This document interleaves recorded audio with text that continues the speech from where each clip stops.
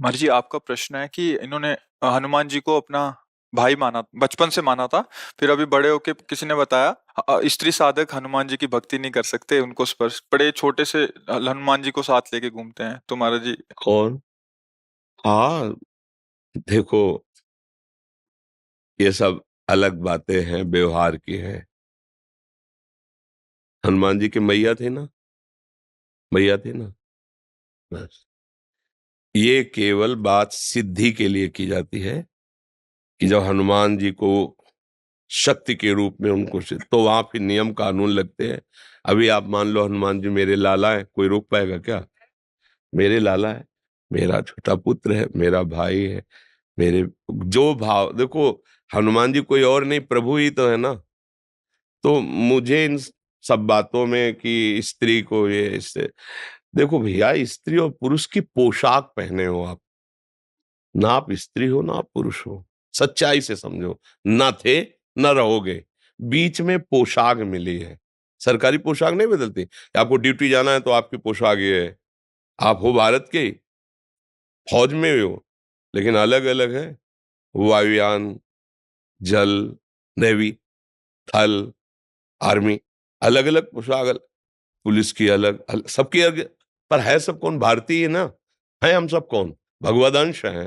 ये पोशाक मिली, हम आराधना भगवान की कर सकते हैं। देखो समझो, ना कोई स्त्री है ना कोई पुरुष है, हम सब भगवान के अंश हैं, और अंश एक जैसे हैं।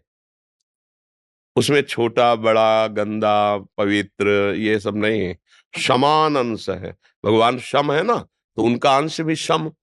एक श्लोक आता है उपनिषदों में, पूर्णमदः पूर्णमिदं पूर्णात् पूर्णमुदच्यते पूर्णस्य पूर्णमादाय पूर्णमेवावशिष्यते। उस पूर्ण परमात्मा से अगर अंश निकाला जाए तो क्या बचेगा? पूर्ण।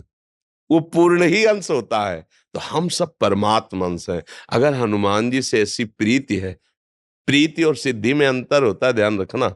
जैसे जगदम्बा है, हमारी अम्मा है, अम्मा, अब कौन सा नियम लागू होगा?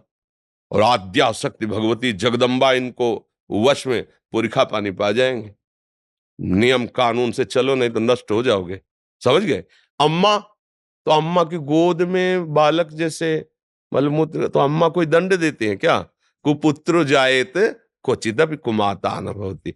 ऐसे ही हमारे सब प्रभु की से देखो, बाल ब्रह्मचारी हनुमान जी अंजनी के लिए क्या है? पुत्र ही तो है ना। अंजनी के पास जब जाएंगे तो अंजनी क्या करेंगे? लाला, दुलार करेंगे ना। बस, हनुमान जी हमारे लाला हैं, हमारे भाई हैं, हमारे पुत्र हैं। अपने भाव में रहो, सबको ये बताने की जरूरत नहीं है, सबको सुनाने की जरूरत नहीं है। महान भक्त हैं हमारे सामने, हनुमान जी जैसा कोई भक्त नहीं, भगवान का सेवक नहीं। और उनको हम इस भाव से भज रहे हैं, भला कहीं अमंगल हो सकता है?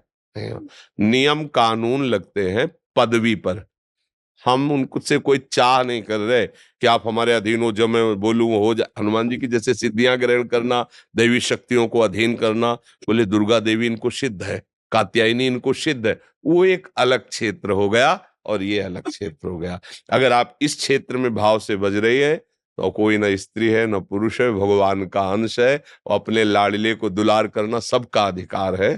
खूब भक्ति करे, ये कुछ जो अनसुनी भी करना चाहिए।